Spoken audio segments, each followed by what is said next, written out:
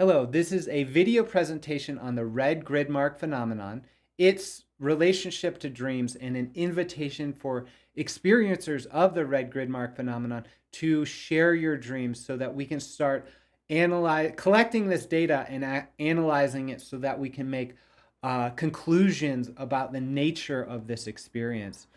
I'm going to start a slideshow of the red grid mark phenomena so you can get a sense of it. I'll talk a little bit about it, what the dreams are associated with it, and next steps for study. As you can see, the red grid mark phenomena involves a red grid mark. These are gridded marks that mysteriously appear on people's bodies, sometimes in association with dreams, sometimes not. They generally have a geometric form. They generally have some sort of periodic pattern to them. So if you are a multiple experiencer, generally happens at the same time of year, it seems.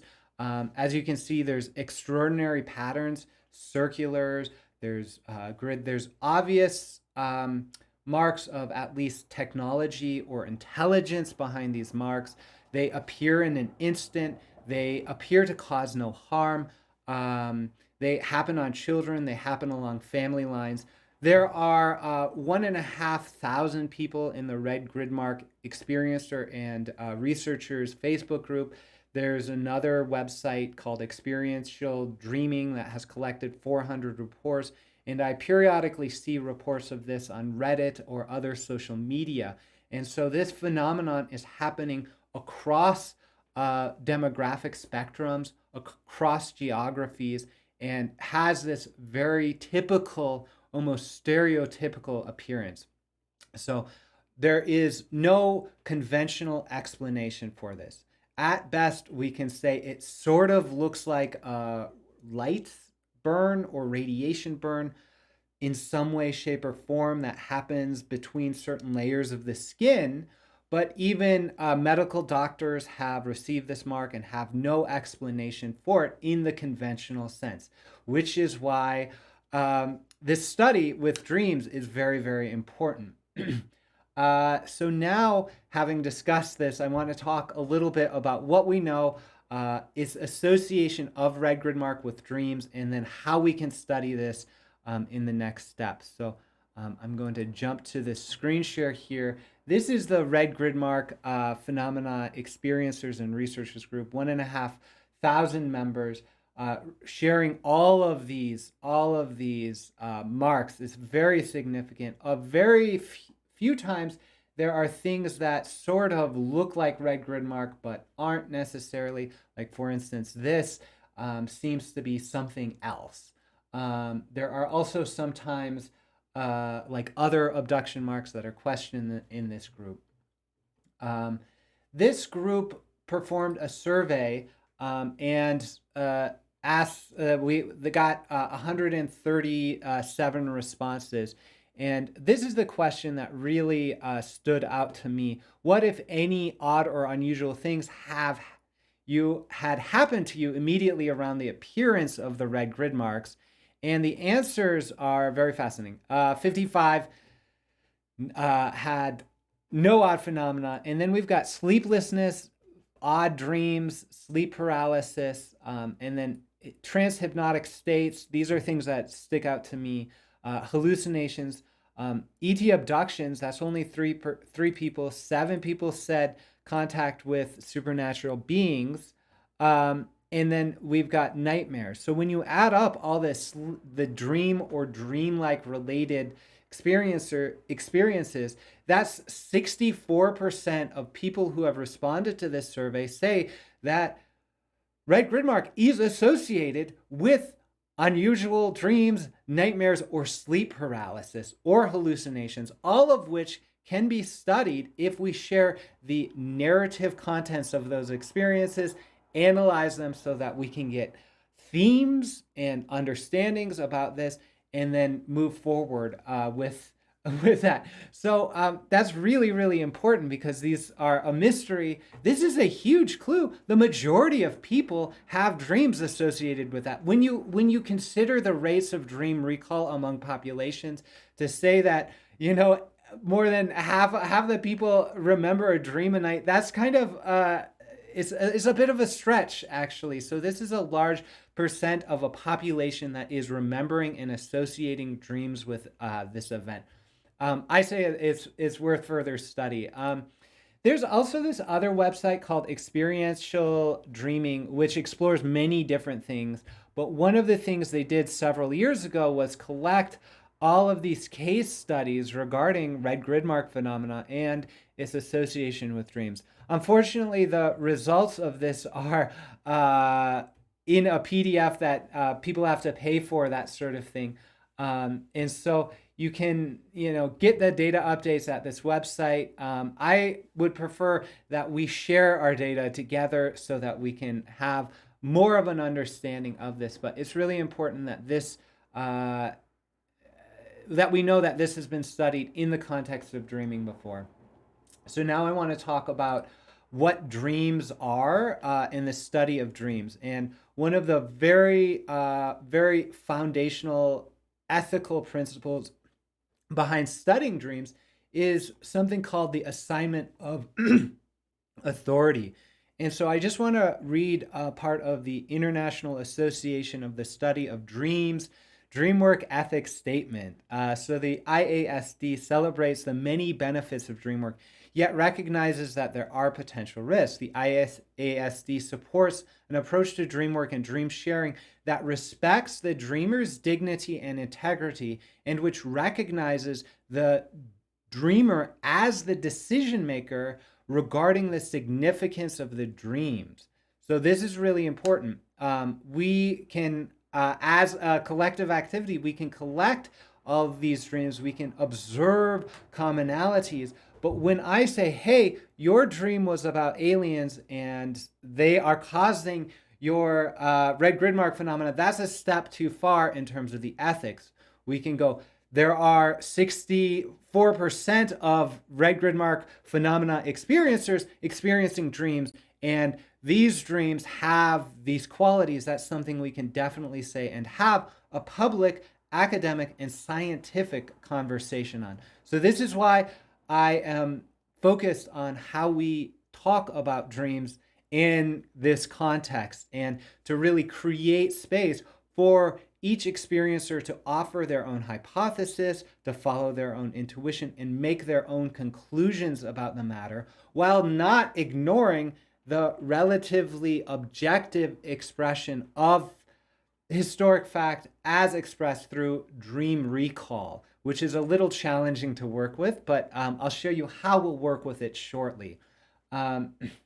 So here is a paper that I keep relying on in my work. This is Seeking Patterns in Dream Content, a systematic approach to word searches. So when you study dreams, how do you find patterns? That's what we're doing with the red grid mark phenomenon, sharing our data. We're sharing the survey data to find patterns. So how do we find patterns in the 64% of the red grid mark phenomenon reports? How do we find patterns in the dream-like data that's being shared about this? Well, we can do it according to dream studies, scientific method, and this involves collecting dreams and analyzing the words involved with it. So here is a table that is core to a lot of dream science and comparisons. We start comparing like dreams from male people compared with dreams from female people. And we can start to make conclusions when we explore some of these things. For instance, with when we look to the category of vision, words associated with visions in the dreams, we see that 38% of male dreams have words related to vision, while 47% of female dreams have words related to vision. Then we see, there's a negative 19 of 0.19 H score, and then 0.004 P score. And these are statistical measures to say this is actually a statistically significant comparison. The presence of vision in female and male dreams is statistically significant, and that's what this is saying. So we look at all of these different categories of words associated, all of these different patterns.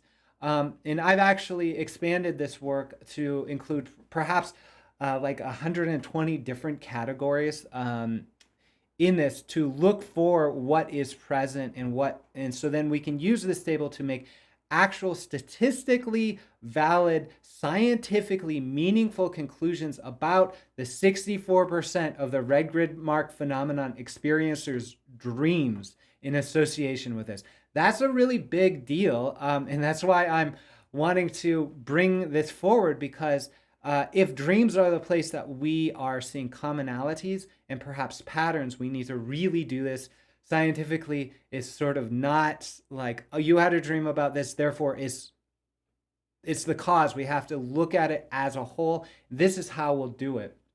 I've been working with this startup citizen science platform called LightNet. We have this work called NORD, the Non-Ordinary Reality Database. So I took what Kelly Bulkley in that paper, that science paper, I took what he did, I brought it into the internet, so it does it automatically, and I've collected 175,000 reports of dreams and dreamlike experiences along many different categories, like CE5 experiences, out-of-body experiences, substances, psychedelics, ghost experiences, so that we can have comparisons between these, and also subcategories. For instance, I have thousands of dreams related to ET contact in dreams. So then we can start comparing different sets. This comparison that you see compares lucid dreams with nightmares, and it provides a graphical representation of that same table that we saw. And so here we have the same category of vision, and we see 76% of lucid dreams involve vision, while 77% of nightmares involve vision. And that we see that this p-value is not statistically significant, but there are different things, like taste is statistically significant for the lucid dream category as compared with nightmare. So I want to do this with the red grid mark phenomenon dreams, compare it with lucid dreams, nightmares, false awakenings, out-of-body experiences, psychedelic experiences, UFO, ET contact reports, and see where the commonalities are, to see if there's any emergent themes within there. And so that's what we'll get at an output, this scientifically, statistically meaningful comparisons of dreams and an analysis into themes based on what you share. These 64% of the red grid mark experiencers have a strange dream. Let's see what's in there using this system. And so how are we going to do that? How do we get the dreams in there? Well, I've created a survey on Survey Planet. You might be very familiar with this survey because survey platform, because that's the survey put forward with the other survey that we got this data from. And we'll cover questions like, when you experience red grid mark, do you recall dreams or not? What was your dreamlike experience? How did you feel upon waking? How do you interpret the dream?